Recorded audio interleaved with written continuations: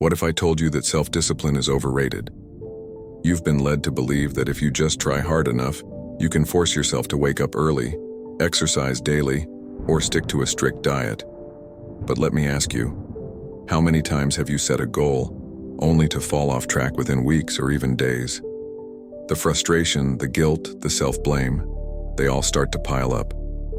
You begin to wonder, what's wrong with me? Why can't I just be more disciplined?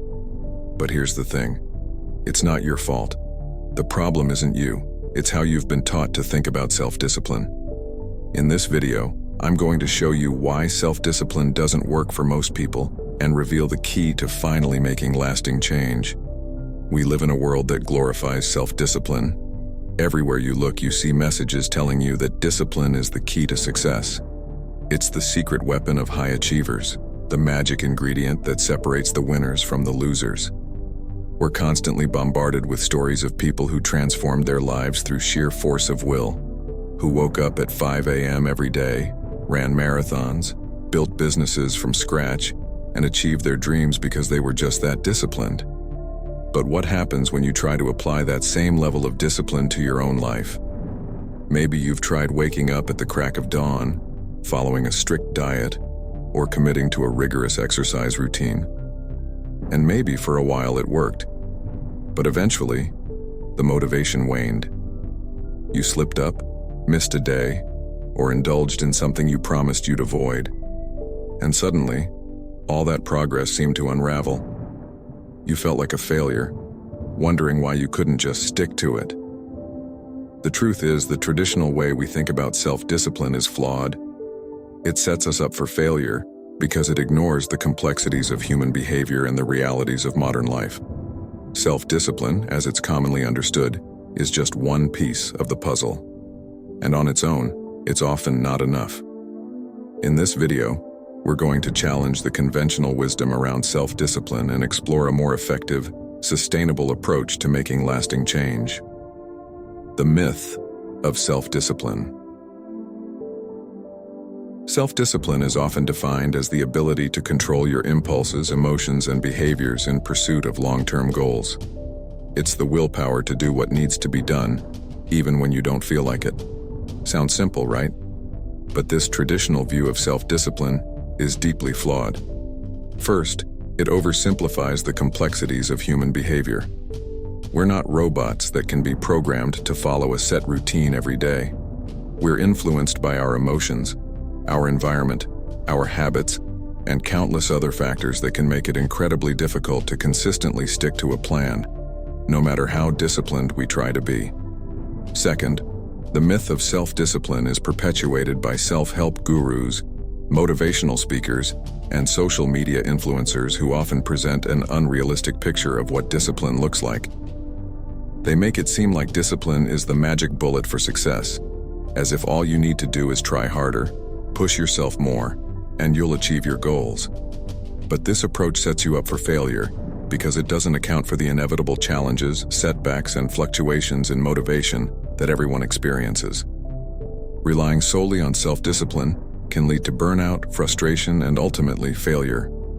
When you try to force yourself to stick to a rigid routine or achieve a specific goal through sheer willpower alone, you're fighting against your natural tendencies and the realities of life. And when you inevitably slip up, it's easy to fall into a cycle of guilt and self-blame, which only makes it harder to get back on track. But here's the good news. Self-discipline doesn't have to be a constant struggle. It doesn't have to be about forcing yourself to do things you hate or denying yourself the things you enjoy. In fact, self-discipline can be a lot easier and more sustainable when you approach it differently, when you stop relying on willpower alone and start building a foundation that supports your goals. Why self-discipline fails. To understand why self-discipline so often fails, we need to take a closer look at how our brains work. One of the biggest challenges to maintaining self-discipline is willpower depletion. Willpower is a finite resource. The more you use it throughout the day, the more it gets depleted. That's why it's so hard to stick to your goals at the end of a long, stressful day. Your brain is tired, your willpower is low, and the temptation to give in to short-term gratification becomes almost irresistible. Another major factor is decision fatigue. Every day we make countless decisions: what to wear, what to eat, what tasks to tackle first. Each decision takes a little bit of mental energy, and as the day goes on, that energy gets drained. By the time you're faced with the decision to go to the gym or skip it, your brain is so exhausted that it's much easier to just stay on the couch. On top of that, our brains are wired to seek out immediate rewards. This is a survival mechanism that helped our ancestors survive in a world of scarce resources. But in today's world, it can work against us.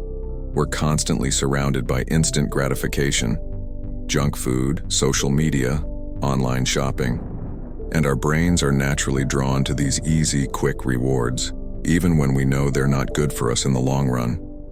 All of these factors, willpower depletion, decision fatigue, and the brain's tendency to seek short-term rewards, make it incredibly difficult to rely on self-discipline alone. And yet, society continues to place an enormous amount of pressure on us to be disciplined, as if it's a simple matter of trying harder. This creates a vicious cycle. You try to be disciplined, you fail, you feel guilty, and then you try even harder, only to fail again. But failing at self-discipline is not a personal flaw. It's the result of an outdated and incomplete approach. The good news is that there's a better way, a way to make self-discipline work for you instead of against you. And it starts with recognizing that self-discipline is just one part of a much larger strategy. The missing pieces. What self-discipline needs to succeed. So, if self-discipline isn't enough on its own, what else do you need to succeed? The first key element is your environment. Your environment plays a huge role in shaping your behavior. If you're surrounded by distractions and temptations, it's going to be a lot harder to stay disciplined. But if you set up your environment to support your goals, discipline becomes much easier. For example, if you're trying to eat healthier, one of the best things you can do is remove junk food from your home. If it's not there, you won't be tempted to eat it. Or if you're trying to focus on work, create a workspace that minimizes distractions. Turn off notifications, clear your desk, and set boundaries with the people around you. When your environment is aligned with your goals, it reduces the need for constant self-discipline. The second key element is habits. Habits are powerful because they automate your behavior. Once a habit is formed, it requires very little mental effort to maintain. This is why habits are often more reliable than sheer willpower. Instead of trying to force yourself to do something every day, focus on building a habit that makes it automatic. The process of habit formation involves three key components: a trigger, a routine, and a reward. The trigger is the cue that initiates the behavior. The routine is the behavior itself, and the reward is the positive reinforcement that makes you want to repeat the behavior. For example, if you want to build the habit of exercising in the morning, you might set your workout clothes next to your bed the night before, the trigger, do a quick workout as soon as you wake up, the routine, and then enjoy a healthy breakfast afterward, the reward. Another crucial element is intrinsic motivation. Intrinsic motivation comes from within. It's driven by your values, passions, and a sense of purpose. When your goals are connected to something you deeply care about, it's much easier to stay disciplined. Instead of relying on external rewards or punishments, you're motivated by the joy and fulfillment that comes from working towards something meaningful. Finally, self-compassion and realistic goal setting are essential for sustaining self-discipline.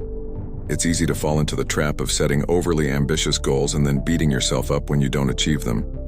But this approach is counterproductive. Instead, set goals that are challenging but achievable, and be kind to yourself when you encounter setbacks. Remember, progress is not always linear, and it's okay to take small steps forward. By focusing on these elements, environment, habits, intrinsic motivation, and self-compassion, you can create a foundation that supports your self-discipline and makes it much more sustainable. Instead of relying solely on willpower, you're setting yourself up for success by creating conditions that make discipline easier. Practical strategies to enhance self-discipline. Now that we've covered the foundational elements, let's talk about some practical strategies you can use to enhance your self-discipline. One powerful technique is called temptation bundling.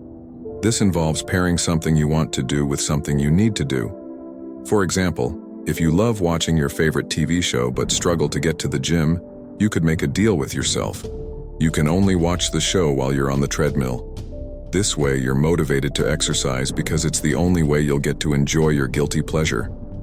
Another effective strategy is breaking down your goals into smaller, manageable tasks. Large goals can be overwhelming, which makes it easy to procrastinate. But when you break them down into smaller steps, they become much more achievable. For example, instead of telling yourself you need to write a book, focus on writing just 1 page a day. Over time, those small steps will add up to significant progress. Accountability is another powerful tool for enhancing self-discipline. When you have someone else holding you accountable, whether it's a friend, a coach, or even an app, you're more likely to stick to your commitments. This is because accountability creates a sense of external pressure and social support, which can be incredibly motivating. Automating discipline through routines and habits is also a highly effective strategy. When you establish a routine, you reduce the need to make decisions, which conserves your mental energy and willpower. For example, if you always go for a run at the same time every morning, it becomes a part of your daily routine that you don't have to think about. It just happens automatically. Finally, it's important to regularly reflect on your progress and make adjustments as needed. Self-discipline is not a one-size-fits-all approach, and what works for one person may not work for another.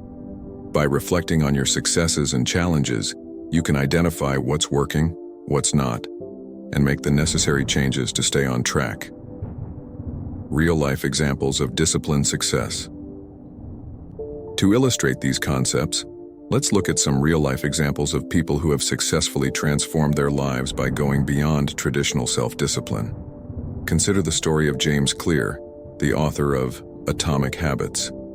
Clear struggled with self-discipline in his early years, but he eventually realized that the key to success wasn't sheer willpower, it was building effective habits. By focusing on small, incremental changes and creating an environment that supported his goals, Clear was able to achieve remarkable success in his personal and professional life. Another example is Jocko Willink, a former Navy SEAL and author of Discipline Equals Freedom. Willink emphasizes the importance of creating a disciplined environment, establishing strong routines, and aligning your actions with your values. His approach to discipline is not about brute force. It's about creating a lifestyle that makes discipline a natural part of your day. These examples show that discipline doesn't have to be a constant struggle. By combining discipline with habits, environment, and motivation, you can create a sustainable approach to achieving your goals. So, what have we learned? Self-discipline, as it's traditionally understood, is not enough on its own. It's an important piece of the puzzle, but it needs to be supported by the right environment, strong habits, intrinsic motivation, and self-compassion. When you approach discipline in this holistic way, it becomes much easier and more sustainable. Remember, you don't have to rely on sheer willpower alone. Take control of your environment, build powerful habits, and connect your goals to something meaningful. When you do this, self-discipline will start to feel like second nature. It won't be something you have to force, but something that naturally aligns with the life you want to live. Now, I encourage you to reflect on your own struggles with discipline. What's one area where you've been relying on willpower alone? And how can you apply the strategies we've discussed today to make it easier? Share your thoughts in the comments. I'd love to hear from you.